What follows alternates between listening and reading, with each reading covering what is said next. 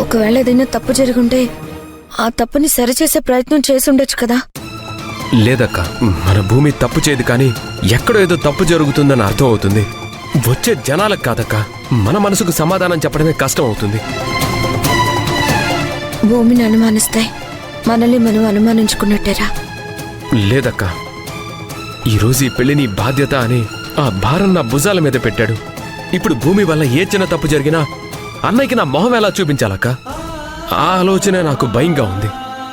రే, నువ్వు భయపడుతున్నట్టు ఏం జరగదురా. ఏమీ అవ్వదని ఎలా అనుకుంటున్నావు అక్క? ఒకవేళ శౌర్య ఏదైనా తప్పు చేయాలనుకున్నా భూమి దానికి ఒప్పుకోదురా. నాకు తెలిసి శౌర్యని ఎలాగైనా తీసుకొచ్చే ప్రయత్నంలో భూమి ఉంటుంది. అలా అని నువ్వనుకుంటున్నావు అక్క? నిజంగా తను నిజమే చెప్పుంటే బ్యూటీ పార్లర్ నుండి శౌర్య ఇంటికొచ్చిందని ఎందుకు చెప్పింది? ఇంటికి రాకుండా ఇంట్లోనే ఉన్నట్టు ఎందుకు నమ్మించింది? ఎలా చూసారో చూద్దాం పద. వదిన వదిన, తనేదో డ్రెస్ చేంజ్ చేసుకుంటున్నట్టుంది. తప్పు జరుగుతుంది, అది ఎక్కడ ఎలా అనేది అర్థం కావడం లేదక్క. ఆ తప్పుకి పర్యవసానం ఏంటో అన్నయ్యకి నేనేం సమాధానం చెప్పాలో నాకు అర్థం కావట్లేదక్క. రే, సరే, మనలో మనం మాట్లాడుకుని బాధపడ్డం ఎందుకో ఒకసారి తనకు ఫోన్ చేస్తాను. నాకు ఫోన్ స్విచ్ ఆఫ్ వస్తుంది కదక్క.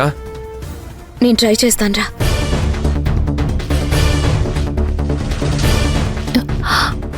ఏంటి, ఫోన్ స్విచ్ ఆఫ్ చేశానా?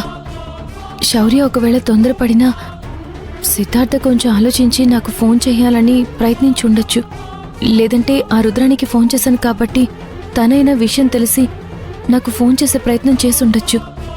లేదా శౌర్యనే తన మనసు మార్చుకుని నాకు ఫోన్ చేయాలని ప్రయత్నం చేసి ఉండొచ్చు. నేను ఫోన్ ఆఫ్ చేసి ఉంచడం మంచిది కాదు.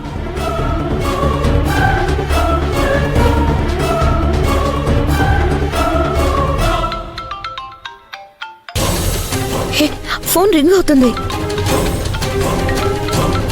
హలో వదినా, శౌర్య ఇంటికి వచ్చిందా? భూమి, నేను అడగాల్సిన ప్రశ్న నువ్వు అడుగుతున్నావా? నువ్వు కదా శౌర్యం తీసుకురావడానికి వెళ్ళావు. ఎందుకు ఫోన్ ఎందుకు స్విచ్ ఆఫ్ చేసావు? శౌర్యకేమైంది? అసలు ఏం జరుగుతుంది చెప్పు. ఏం కాలేదు వదినా, బ్యూటీ పార్లర్లోనే ఉంది శౌర్య.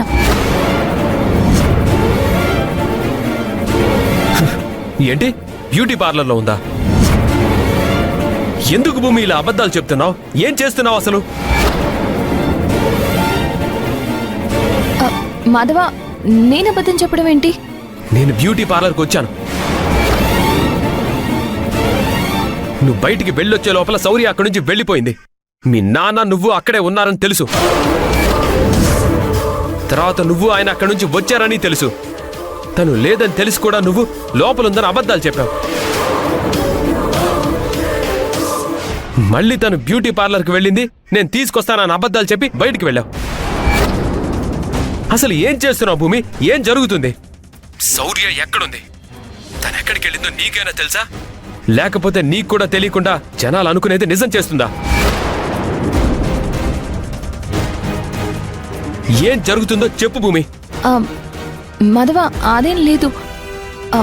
ఒక్క పావు గంట టైం ఇవ్వు, శౌర్య నేను తీసుకుని వస్తాను. ఎక్కడి నుంచి తీసుకొస్తావు భూమి? అసలు ఏమైంది తనకి? నీతో వచ్చిన శౌర్య ఎక్కడికి వెళ్తుంది? ఒకవేళ ఏదైనా జరిగిందా? జరుగుంటే చెప్పు, ఏం చేయాలో అప్పుడు చూసుకుందాం. మాతో చెప్పకుండా దాచిపెట్టి నువ్వేం చేద్దామని? అవతల నిశ్చితార్థ ముహూర్తానికి టైం అవుతుంది. జనాలు వచ్చున్నారు, అందరూ అడుగుతున్నారు మీ చెల్లికి ఏమైంది, ఇంకా రాలేదు, ఎక్కడికి వెళ్ళింది అని నిలదీస్తున్నారు. మేమేం సమాధానం చెప్పాలి? రే, కోప్పడకురా, ఫోన్ లైవ్.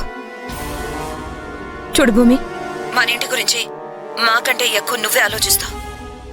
నువ్వు మాతో కూడా అబద్ధం చెప్పావంటే దానికి ఖచ్చితంగా ఏదో ఒక కారణం ఉండే ఉంటుంది. అది నేను అర్థం చేసుకోగలను.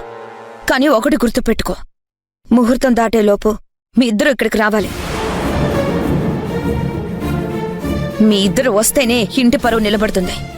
శౌర్య రాకుండా కనీసం నువ్వొచ్చినా ఇంటి కోడలు కూడా ఇంటి పరువు తీసుకుని వెళ్ళిపోయిందని చెడ్డ పేరు లేకుండా ఉంటుంది. ఇద్దరు వస్తారో లేకపోతే నువ్వొక్కదానివే వస్తావో నిర్ణయించుకో. చదువుకున్న దానివి, తెలివైన దానివి. ఇంతకంటే నీకు నేను వివరంగా చెప్పాల్సిన అవసరం లేదు. ఒకటైతే నిజం భూమి, ఇక్కడ పరిస్థితి ఏమీ బాలేదు. శౌర్య కనిపించడం లేదని రాఘవ్ అల్లాడిపోతున్నాడు. మాధవ నేను అల్లాడిపోతున్నావు. ఆ ప్రశ్నకి సమాధానం దొరకడం లేదు. నీకు సమాధానం తెలుసుంటే మాత్రం త్వరగా శౌర్యని తీసుకునిరా, లేదంటే ఇంటి పరువు వీధిలో పడుతుంది. ఆ పరిస్థితి వస్తే ఇంట్లో ఎవరి ప్రాణం పోతుందనేది నేను నీకు చెప్పలేను. తప్పు చేసిందన్న మాటకే అమ్మ గుండె ఆగిపోయినంత పనైంది.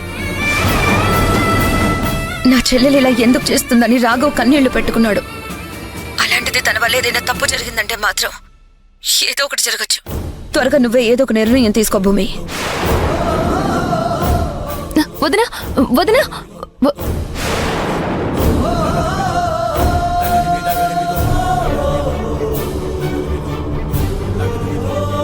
వదినా మాధవ్ ఇద్దరు బాగా బాధపడుతున్నారు. శౌర్య చేసిన పనికి నేను అబద్ధం మీద అబద్ధం చెప్పాల్సిన అవసరం వస్తుంది.